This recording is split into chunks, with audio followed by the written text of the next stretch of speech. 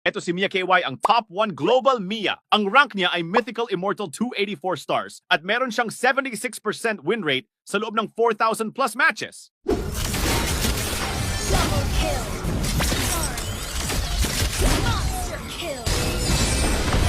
Legendary. Double kill. Triple kill.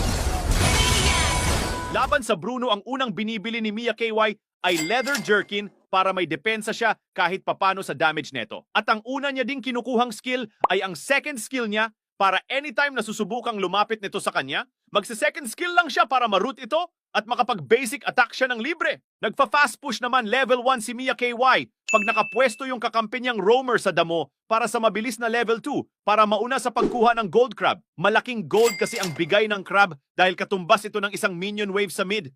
Pag nasa gitna naman yung lane at hindi nagpapakita yung kalaban, play safe lang si Mia KY at ginagamit